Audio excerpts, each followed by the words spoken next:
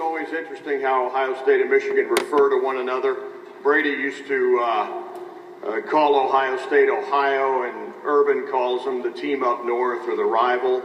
Do you have a special adjective for this, your opponent, your rival? No, in Ohio State in particular, just Ohio State. But great to see everybody this morning. Glad everybody could be here. Wonderful turnout. Coach, we'll go down on our left in the front for the next question. Jason Galloway, Wisconsin State Journal. How much have you learned from Paul Chryst and Mike Riley over the years?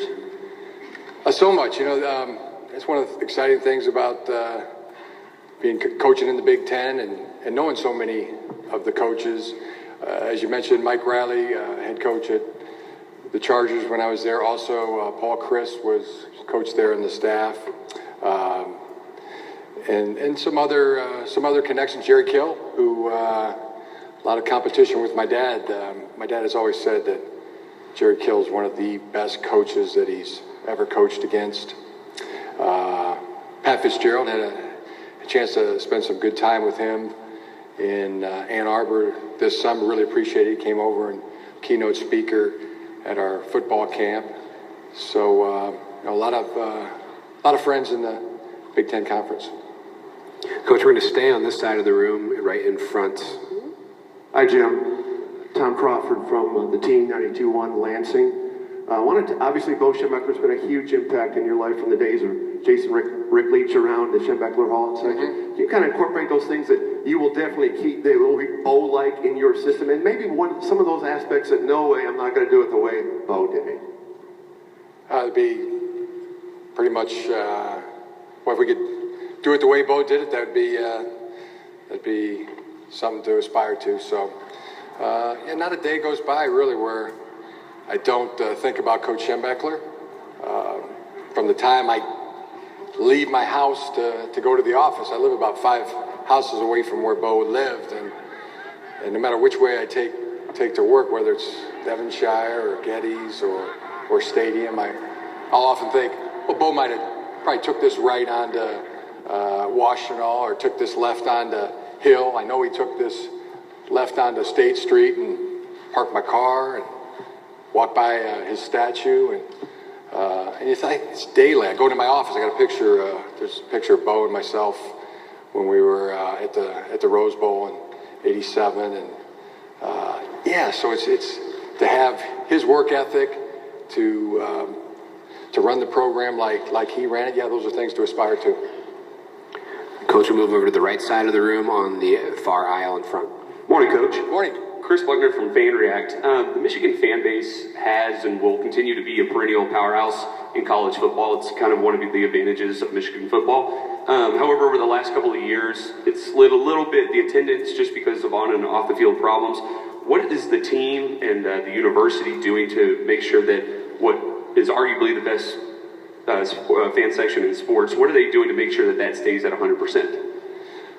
Well, I don't know how many things you could really do. I mean, if people don't want to come to a game, then you can't make them come. So, but it doesn't seem like we've had that problem at the University of Michigan, as far as I can tell. So, the spirit, the energy has been tremendous. I think everybody involved in Michigan and Michigan football is hungry for the 2015 season, including the fan base. Coach, toward the back on the right. Just quick question. All of us who have good dads learn from them on how to be a man, but what did you learn most from your father about coaching? My dad, I think of things like who had the most influence on me in my life. My dad, Bo Schembechler, Mike Ditka, Al Davis. And with my dad, it was always my dad. He played catch with me, took me to games, and most of all, he just always believed in me. When it comes to advice, whether it's personally or professionally, he's the one I go to. Sarah and my dad, and there's others, but those two pretty much on every decision. Coach, we're going to go all the way to the back of the room on our left. Yes. Nancy Armour with USA Today Sports. Jim, your return to Michigan has really re-energized people at Michigan, but it's also created a buzz throughout the Big Ten. Did you expect that, and what do you think that means for the league overall and for Michigan? I don't know. I don't know. Not striving to be creating any buzz. Just striving to coach the football team. Not trying to be popular or anything. Anyone who's popular is bound to be disliked. So, just coaching football. Coach will come down here on our right, in the middle, right in front. Coach John Borden from the Wolverine.com. What is John Baxter going to bring to the special teams aspect of the game, and how much time do you expect to be able to devote to that facet of the game in fall camp? Well, he's brings so much to the game. He's been coaching 30, 40 years, right here from Chicago. Great Chicago guy. I mean, you talk about city of broad shoulders and charismatic, knowledgeable football coach at the highest level.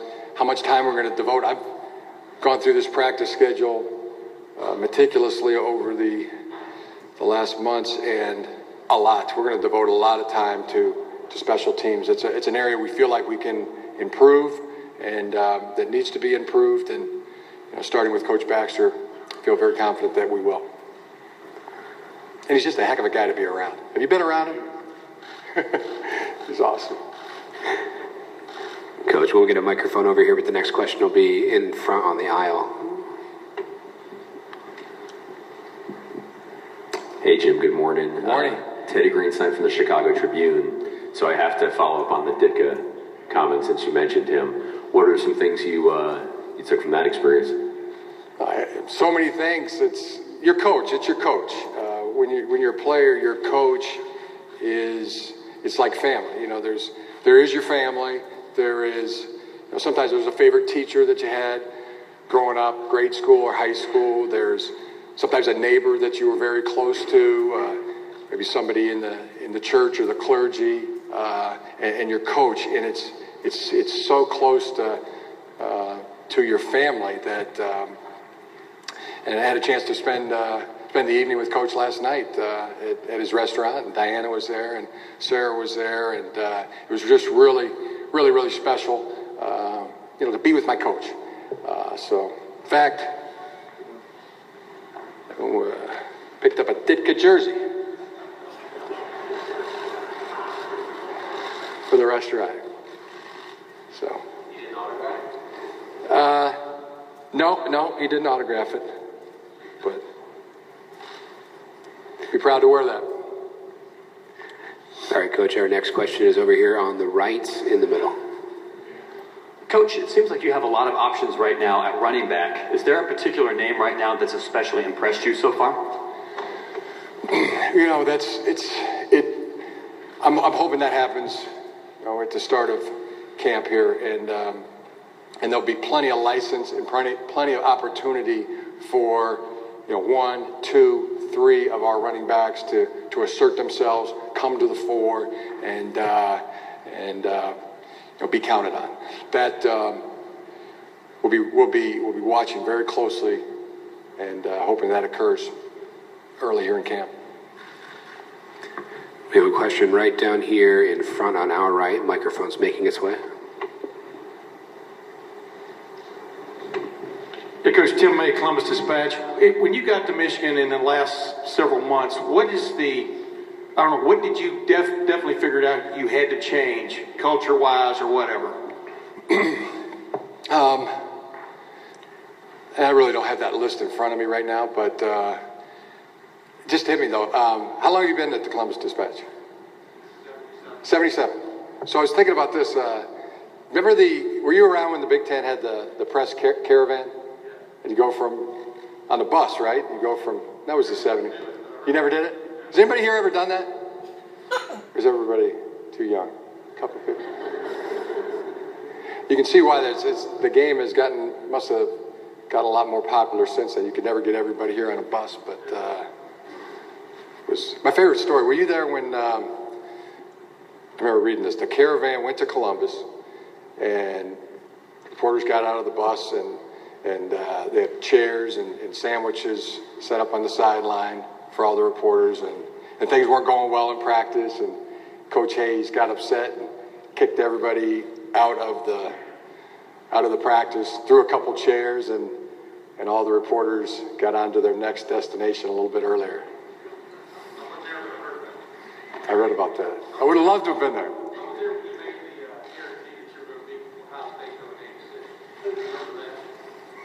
That he made the guarantee? You made the guarantee you're going to beat Ohio State James. Yes, sir. When you get back into this, how big is Ohio State-Michigan rivalry to you?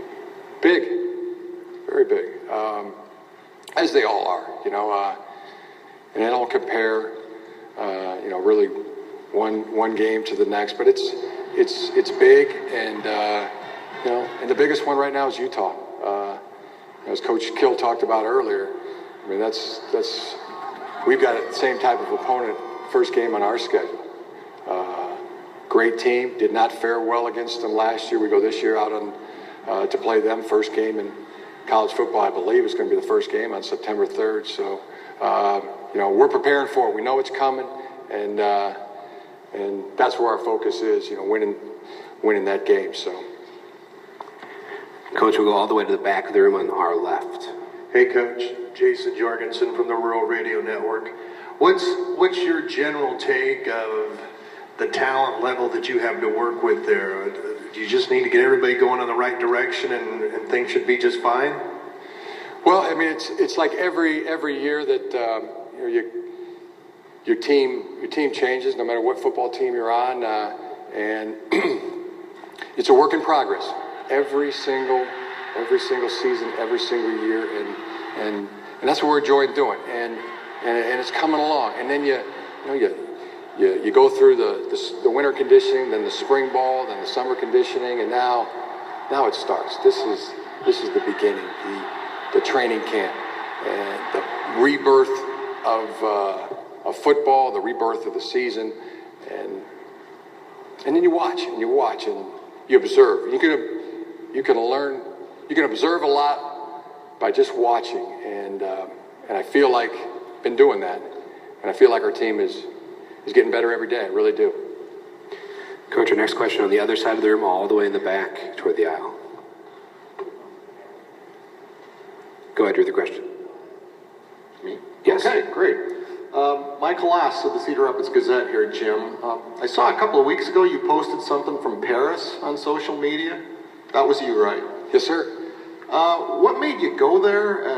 In July, were you able to stop being a football coach? Did you take anything away from that?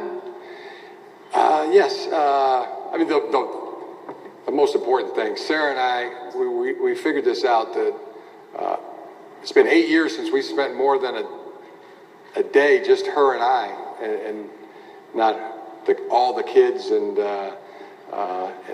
or some football function or some work-related thing. And it's been 8 years since her and I had just been alone. So that was decided to go there, and that's where she wanted to go. And I really enjoyed it. And yeah. Okay, Coach. Thank you very much. Hopefully she enjoyed it. All right, thank you.